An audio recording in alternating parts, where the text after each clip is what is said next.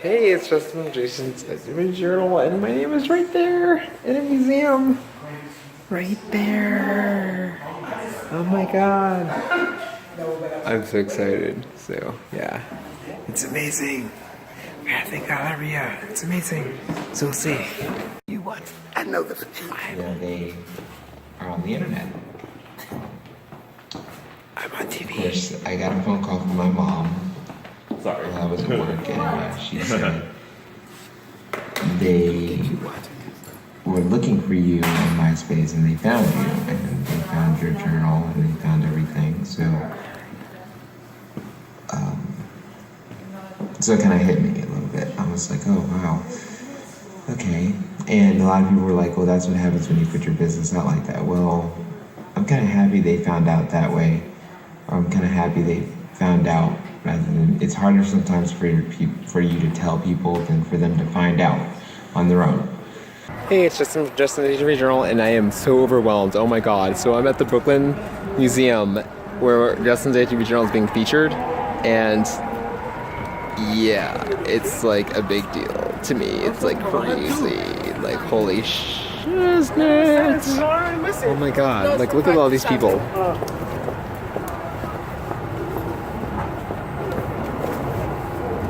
Like, so it's the first Saturday of every month that they have like a free showing. So I'm like, and they want me to be on a panel. I'm like, oh my god, it's scary. Anyway, I hope that I do well. So wish me luck, and I will talk to you guys later. Bye. Oh my god, amazing. The Brooklyn Museum. It's like things are happening. It's amazing.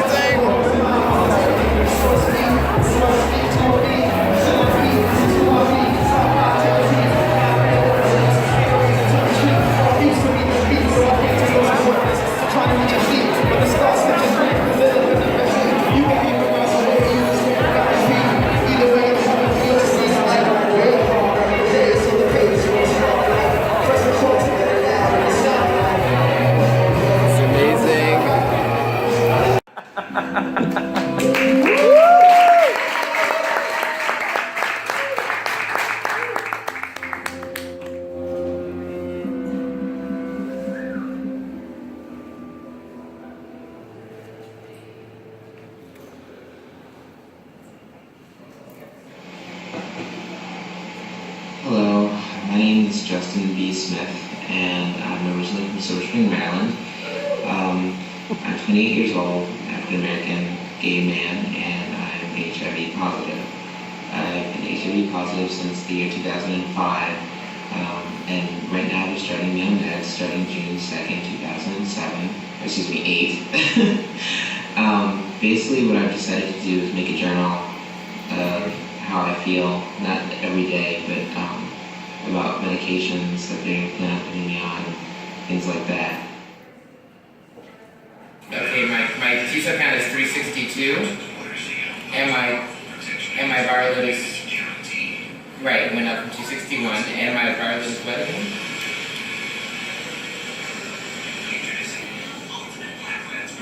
It's almost undetectable. 241.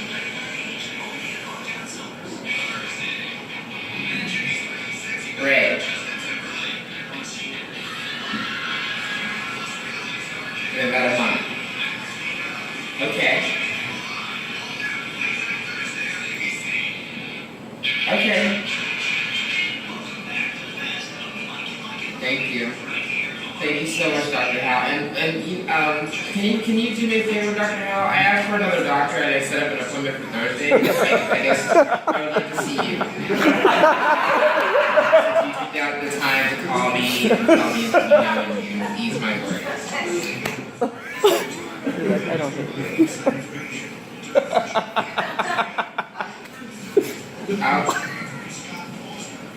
No problem. I'm actually not far from the clinic. I can just come back. Thank you, sir. Bye. So, it's good.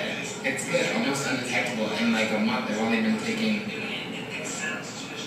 on meds for like a month and a half, and it's already undetectable. That's pretty good. That is so awesome. I'm so happy. recently, but there's a couple people I have not been open and honest with, and those people are my younger brothers, Brandon and Josh. Recently, Brandon and Josh discovered MySpace, and they found my MySpace page.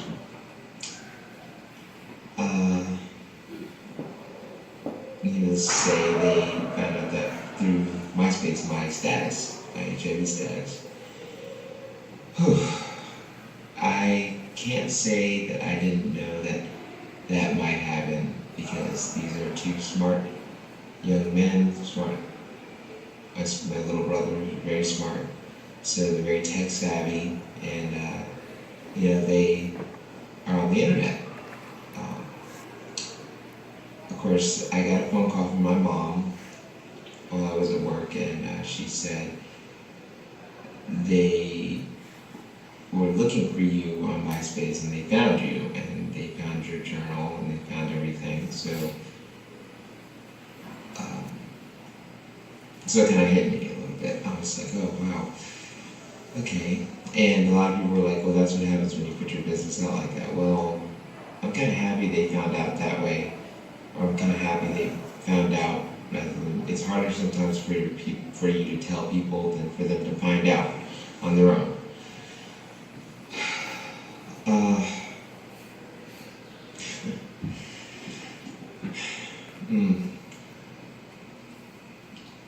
To Brandon and Josh, I just want to say this entry is for you guys.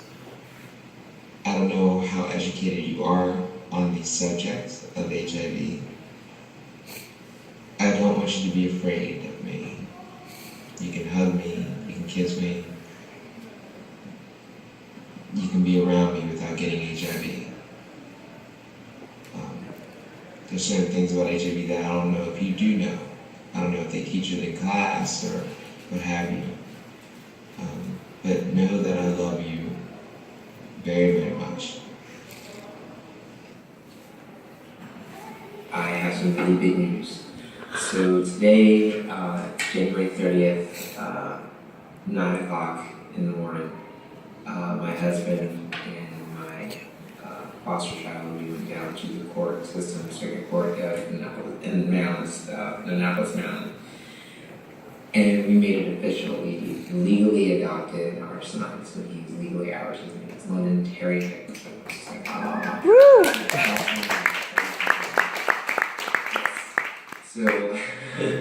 So it's a very proud moment for our household, and I'm very happy. I think that with HIV, I didn't think I'd be a dad. I didn't think that I'd be able to have that experience of raising a child, or even going through part of raising a child. It didn't dawn on me because I thought that I'd never be able to have kids.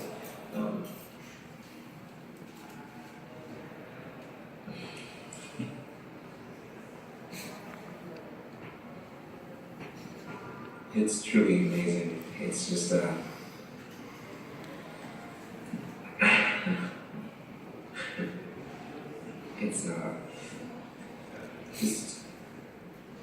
it's just a really, really, really good feeling.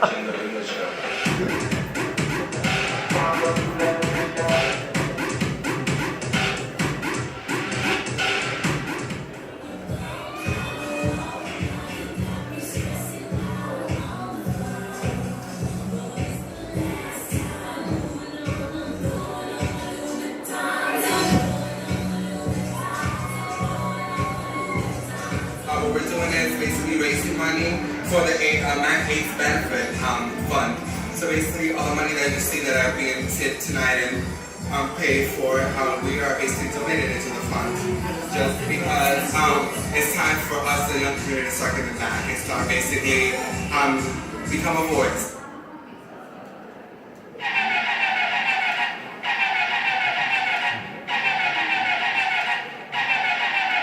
Hi, I'm Mike Hugh. I'm the DJ of Floor Nights, and I like that programs like Galleria and GMHC come here to provide services for our attendees.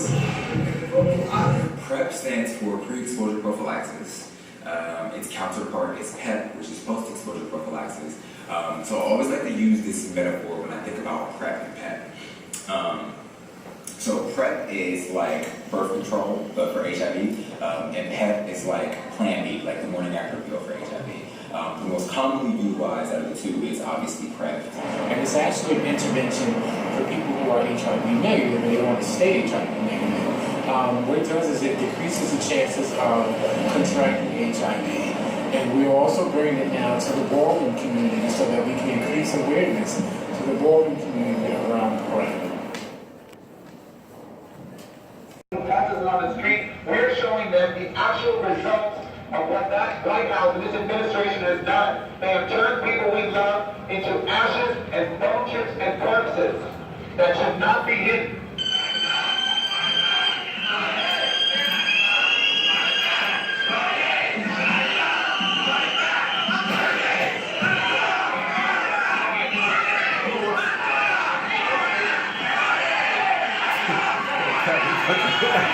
Yeah.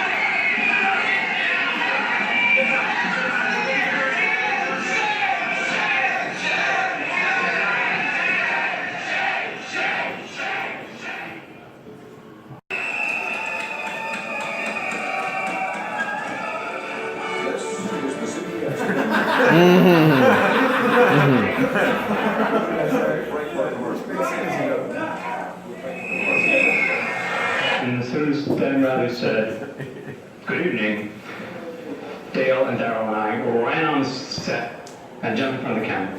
And what happened was that my face pops into the screen, into the lower left-hand side of the screen for about 3 seconds. I saw later in the video. Just John Ware's head going, "Eep." A's, not Arabs.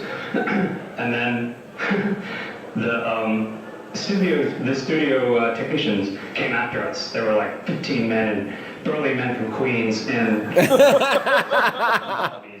at us and grabbed us and hauled us off the set.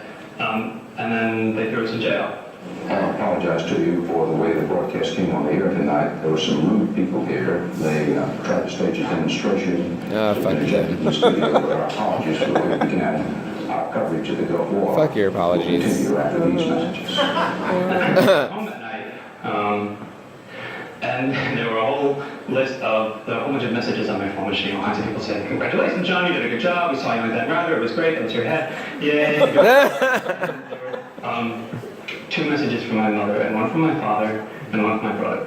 My mother said, "John, I can't believe you would do this to your father. I'm very upset with you. You don't know how this means to your father." Click. And my father, "John, this is your father. Call me tomorrow." Click. Then my brother, "Hey, John, what is it? You turning into Larry Kramer or something?"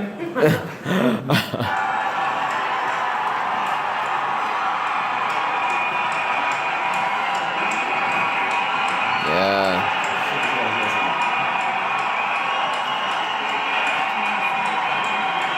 Money for AIDS, not for war.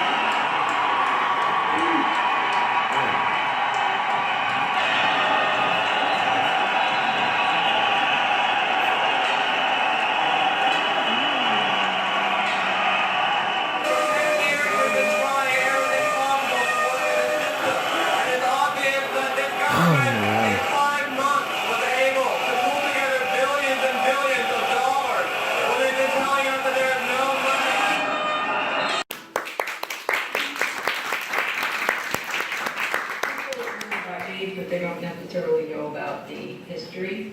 And so one of the reasons I've continuously gone back and accessed this material is just to show some of the history, keep it alive.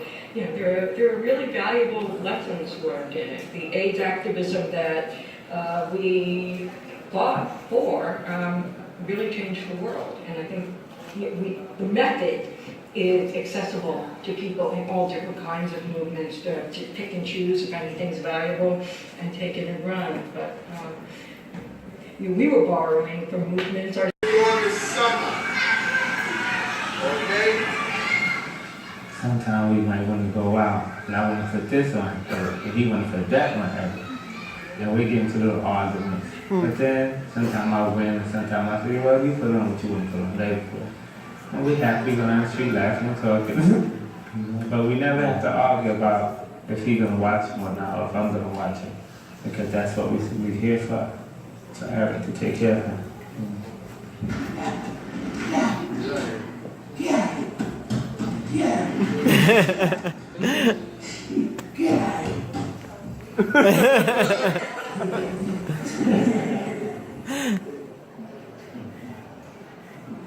Hello, my name is Juhasz, and I'm making a movie that's about gays.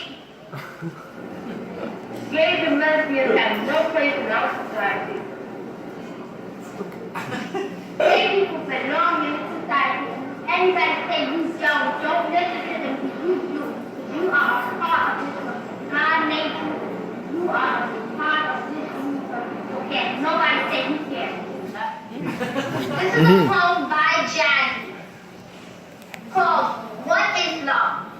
Love is you, love is me, love is everyone. Love is not hate, but love is friends loving friends. Love is brotherly. Love is women loving women. Love is men loving men. Love is women and men loving women. Love is not hate. Yes! Oh. Yes! Woo! Yeah!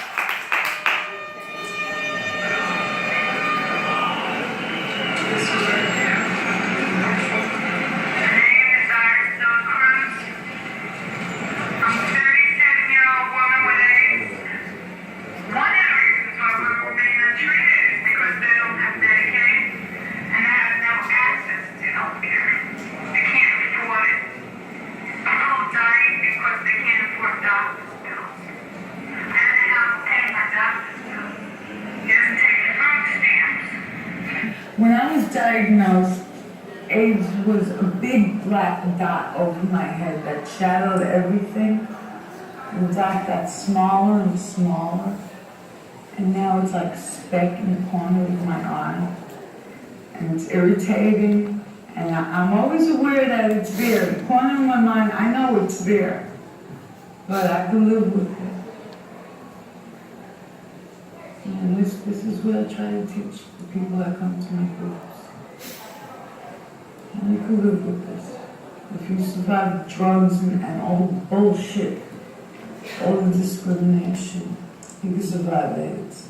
Or at least while you're alive, you can live. My mother was just strong, and she wasn't afraid to use her own mistakes to teach people. So she said, this is what I went through, this is what became of me, don't do the same thing, don't make the same mistakes I did. And when she went out and she spoke to people, when she was working for Red Force, she said, this is me, I look healthy, but I have AIDS. You know, she was the first one in Life Force to come out with her status and say, I have AIDS. This was one of the reasons I didn't go back to drugs. Because the first thing went through my mind is, well, you're going to die of AIDS anyway, you might as well go out and party. And it occurred to me that if I have to die of a quote-unquote junkie illness, I don't want to die as a junkie. You know, if I die of this, the legacy I want to leave to my daughter is that, yeah, my mother died of AIDS, and it was terrible, this and that, but while she was alive, she kicked ass. You know, and if I could do that, if she could deal with anything, life goes on. I think she did a great job in her last days, her last years. She just did a fabulous job, you know, and nobody will ever be as powerful as she was.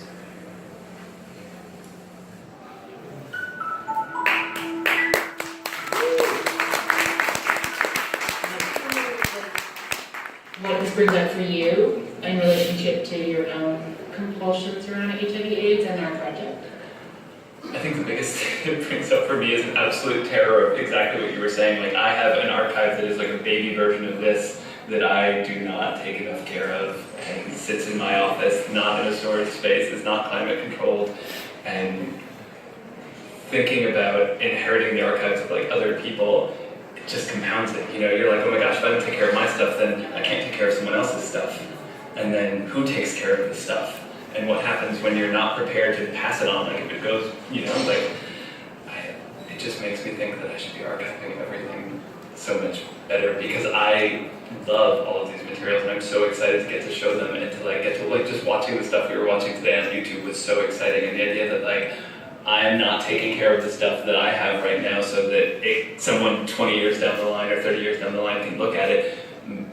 It's like this weird sense of like an obligation towards the future, you know, like a feeling like you're not doing what you should be doing. It makes me anxious. It literally makes me anxious.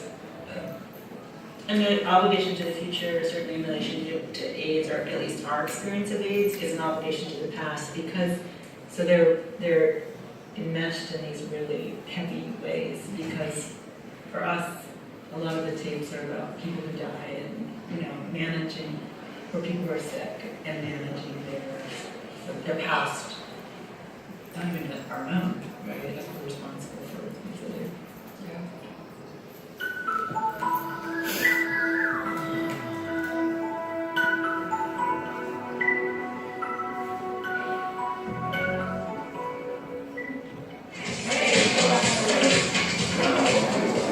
Instead of just being grabbed by a TV camera and shown on the news, another way to do it is pick up a camera rig yourself and to shoot yourself, your friends, and other people that you're involved in organizing efforts with, and getting that stuff on the air. After the FDA demonstration, media makers were still being accused of being MTV activists.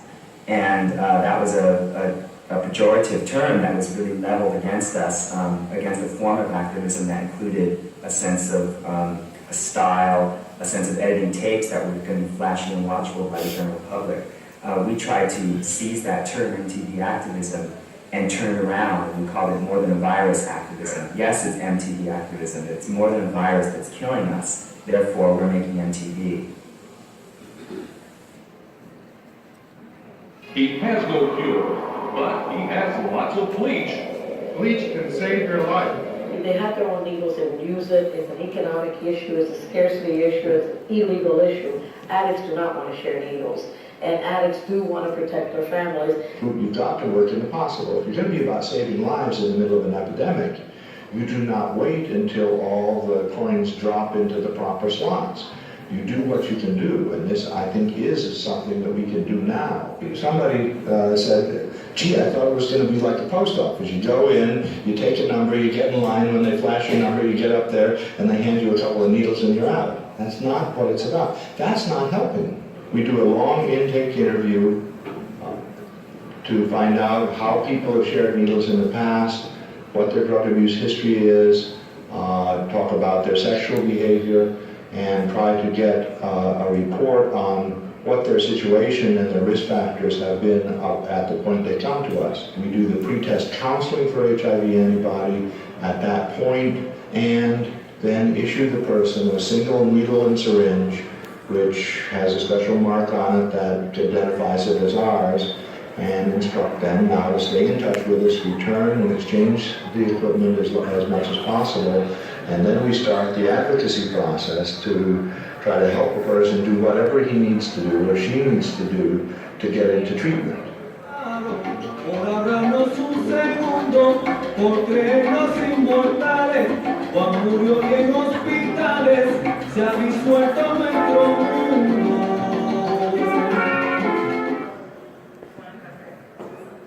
I haven't seen a single people member. You can be Jesus. We can be Jesus with you. Should we put a sign on the mic if you want? Yeah. Hold it, Becky Jean.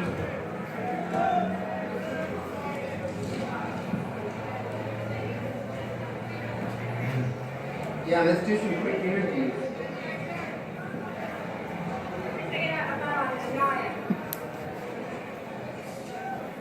I'm Jesus Christ, and I'm pro-choice. I support a woman's right to choose, and I am absolutely in favor of condom use. I think that all gay and lesbian Catholic teenagers should be taught about how to have more and healthier safe sex. Wow.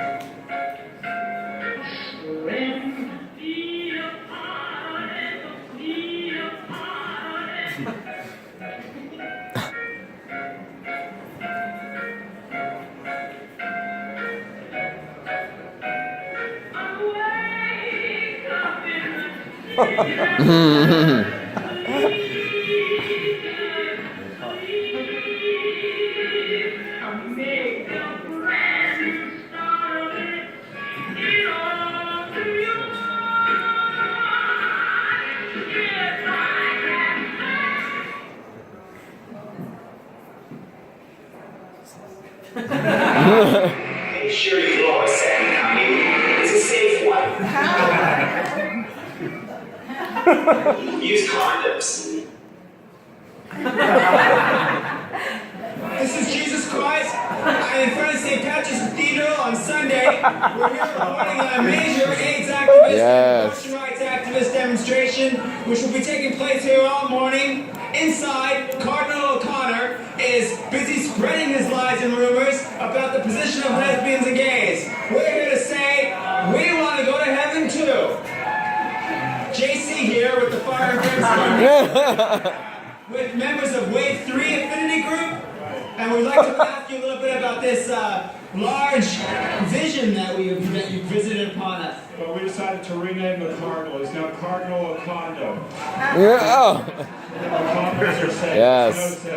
Is this a little bit late for the Macy's parade? We decided that. We're going to jump on next year. We'll start a new tradition. Thank you so much. Wave 3. Woo. Woo. Yeah.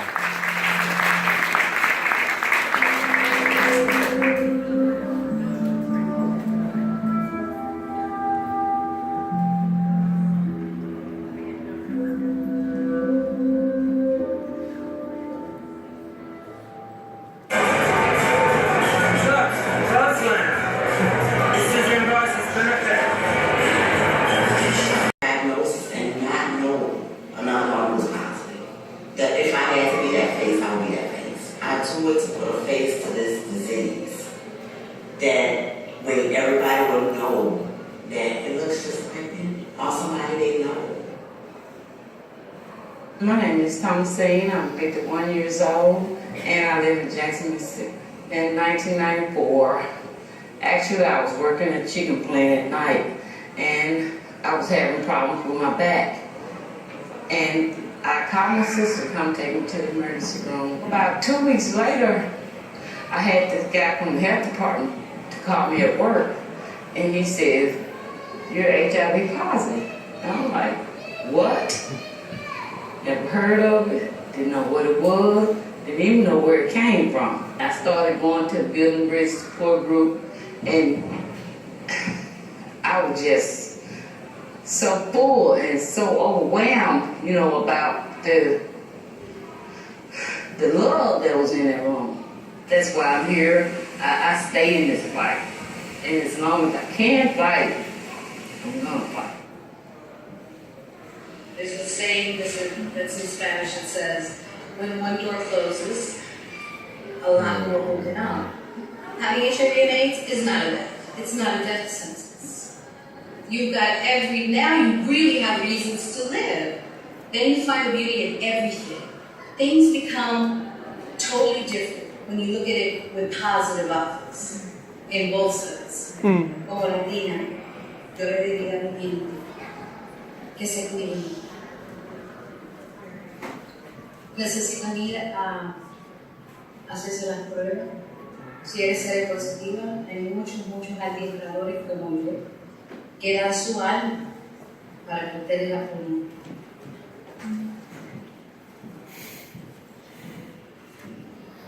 Originally from Columbia, South Carolina, and I'm working with as a volunteer of the South Carolina HIV and AIDS Council. Ever since I started working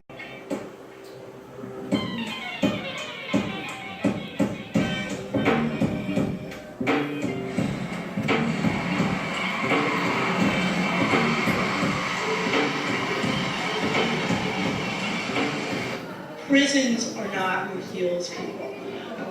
People and women are healed by love, they're healed by support, and they're healed by the kind of services that have not been available to women like Patty before she was in prison, certainly not available to her here. Whether it be healthcare reform or women's health or Native American rights or AIDS or AIDS treatment issues. If people care about those things in general, they start to see when they look at prisons, if they can be convinced to look at prisons, that whatever the problems are on the outside, they're not going to fight in here. They covered my face. They put me in a paper of how we would get our food thrown under the door that I wrote out. If anybody out there can hear our cry, would someone please help us? In the late 90s, the issues of trafficking shifted the focus from the discourse of rights and health to talk about gangsters, damsels in distress, and the strong arm of the law to the rescue. I knew that this was yet another recipe for oppression of sex workers, and hence my new obsession. The anti-prostitution loyalty oath shows how sex worker health projects are now collateral damage in the war on trafficking. The anti-prostitution loyalty oath is an example of how the U.S. exports repressive ideologies through requirements for foreign aid recipients. Poor countries have little choice but to adhere to the U.S. agenda. Of course,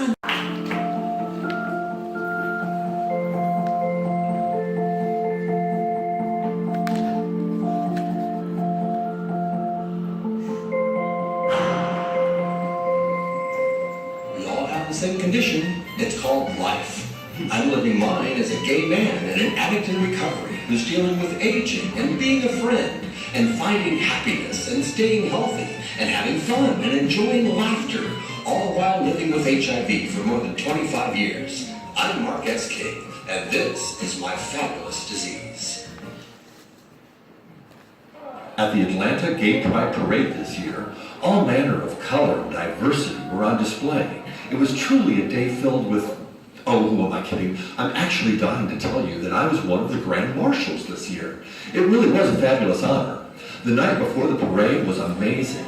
Right before Taylor Dane took the main stage, I was asked to address the crowd of thousands of people. So what do you do when you hit the stage like that? Well, if you're me, you get out the cell phone and call your mother. Hey everybody, it's my mom! Say hi, Mom! I did get around to telling them who the hell I was and why I wasn't Taylor Dane. I am a gay, HIV positive, drug addict in recovery. But back to the parade. It was pretty awesome, of course, but it also taught me a few things. Here are 3 lessons I learned from my day in the Atlanta sun. Number 1, bring friends along. What's the fun of being a Grand Marshal if you do it alone?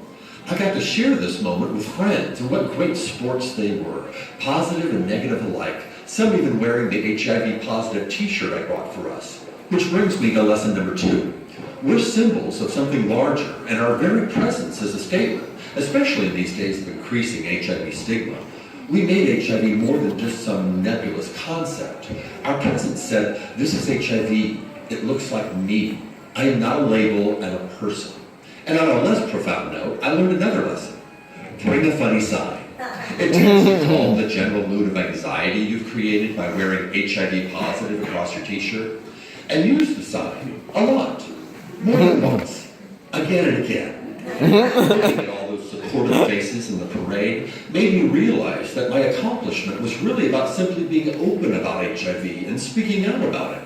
And I'm certainly not the only one doing it. As a matter of fact, you deserve this as much as I do. If you're watching this, chances are you care about HIV and you're making a difference. Well, so congratulations, Grand Marshal of the HIV world. Please come take your place in the red convertible and get the recognition you deserve. This is for your dedication, for knowing your status, for taking care of your health, for fighting HIV stigma, and for encouraging others to do the same. Take this moment to know that you're loved, you are appreciated, and that your commitment is making a difference in ways you may never know. Thank you. We love you. And as always, thanks for watching, and please be well.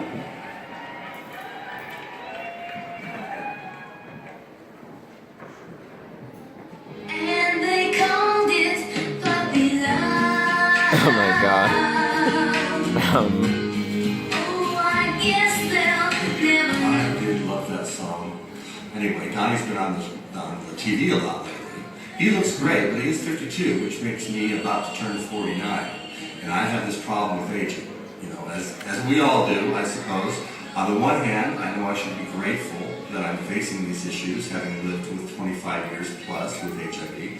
On the other hand, you know, the selfish and mature part of me is going, oh, I'm not valued, and I'm getting older, and this is crappy, and all of that. So really, that conflict is something that I'm going to explore by introducing you to my mature self and my selfish self. And I'll let them speak for themselves, and we'll see who wins. Let's talk about some things that actually affect us today that are real. That based on taking medications for so long, for instance, fat distribution, lipodystrophy, you know, affecting our butt, for instance. And face, let's not forget, face. We just had facial fillers, what, 2 blogs ago? Yes, I know, it's been months, and my face still looks great, doesn't it? Huh? My face too, you idiot. Just have to look, if you want to know how, just look at me, you know, this is the same face. Oh, yeah, you look nice too. Thank you. And speaking of lipo, you know, I have wanted sitting to be more comfortable for myself, so I will let you know that right now I am sitting down using some sit relief shorts for lipo wear. What?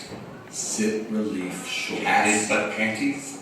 You are wearing padded butt panties right now, you are not. Yes, and they are making my sitting more comfortable. Shut up! Oh my god, have you seen your ass? This is not about appearances, Mark. It is about comfort. Let me see your ass! It's the camera.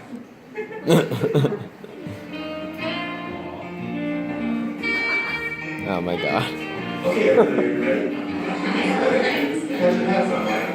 Okay, smile. Here we go. Hi, everybody, and welcome to the My Fabulous Disease Holiday Spectacular. Wait a minute. This is what? I thought this was a picture of the family for a Christmas card. No, it is a video for the My Fabulous Disease Holiday Spectacular. Check me out. Uncle Mark, the My Fabulous Disease Holiday Spectacular? Really? Well, I was going to call it a very diseased Christmas, but it didn't have a